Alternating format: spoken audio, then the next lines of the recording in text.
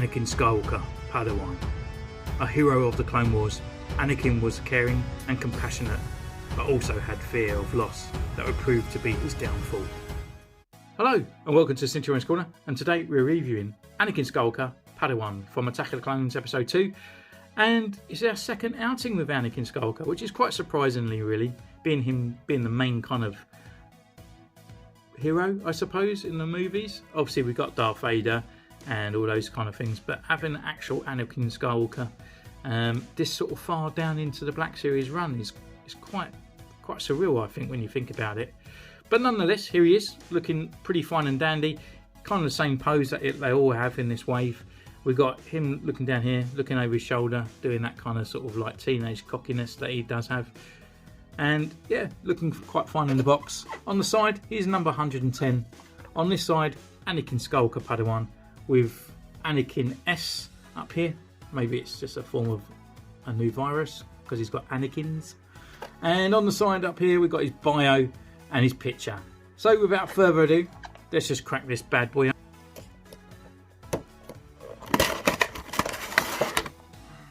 Okay, so here he is in his blister pack. Before we go away for his review, we're just going to have our first impressions and see how he feels and how he acts. And the face, I'm not too sure. Kind of looks a bit like a 1980s kind of band member, I suppose.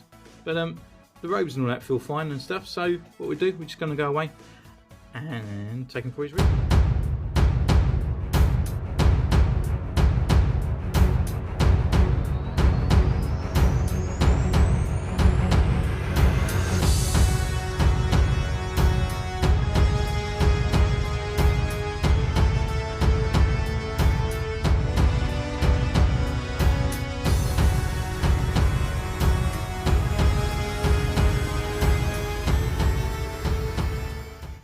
So welcome back, and yeah, your photo's really nice. There's a few little nitpicks, as most Black Series figures do, but there's probably a few more nitpicks out of this figure than probably the rest of the other ones, to be honest. But anyway, we get on with the review, and he comes with his one accessory, which is his lightsaber, and again, it's slightly a little bit different modelling to the lightsaber that we all know and love. It's actually got this black switch around it, and I thought, oh, that was a bit odd, but actually is how it looked in the film. So this is the first reminiscence of the sort of lightsaber that kind of went through the span of the prequels and the original trilogy and the sequels. So it's actually very Vader-esque and all that to begin with. So it's pretty cool. Painted okay. We've got these extra little gold bits and the black parts and all that. And the blade is removable. The only thing about it, there is no kind of sort of connection port for putting it onto the figure. So we can look at Anakin, and he's got this extra little nub part here. But unfortunately, there's just no latch on to put it on there, and there's no hole inside to actually connect that to this port here. Now I thought, oh, it's because it's got the Revenge of the Sith body, but actually out of the whole thing, that's the only thing that's different about him, is his belts are different. So we've got the nub here and we've got a hole here. So yeah, not exactly too sure why they had done that. Articulation wise, he can look left, he can look right, he can look down, and he can look up.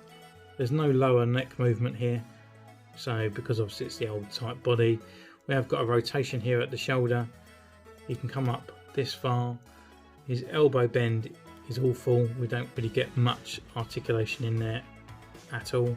We've got a rotation at the wrist, and it's also on a hinge. There's no butterfly kind of joint in there, unfortunately. Rotation wise, not much at the bottom. Can't really lean forward much, and he can't really lean much back. His legs can come up this wide. He can kick forward this far. He can go back this far. He's got a double jointed knee and a rocker and a pivot with his upper thigh rotation. So yeah, we're going backwards. We've got an old style sort of Black Series kind of body here from way back when, And also I just do find that his ankles are a little bit soft there, so he does tend to sort of lean forward quite a bit and falls over quite easily. But with his looks as wise, does it scream Anakin? Not really. The only way it kind of gives me that kind of look off is from this angle. Any other angle, I just don't feel it. But the paint application on there is absolutely fine. The actual hair and the wash, the pony braid, you know, everything's on there is really nice. But yeah, it just doesn't really scream Hayden Christensen at all on me. But even though it's an old body, I still think it does well for the time. It is very detailed. They painted it really nicely as well. The leather effect is great. The belt looks good. Yeah, it looks great.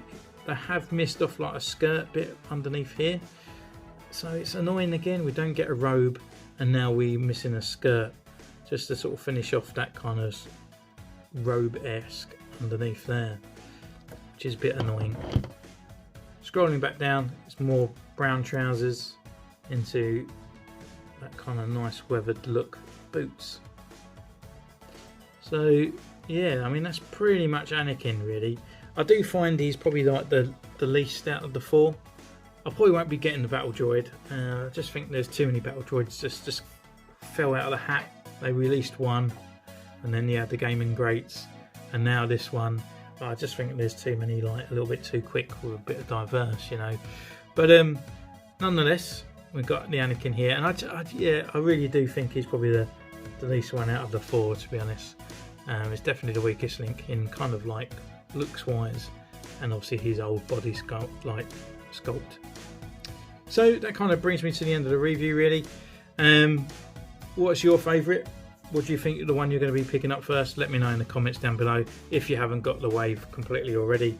And yeah, you can follow me on Instagram, you can comment down below, you can subscribe, and you can like. And until next time, I'll see you all later. Bye.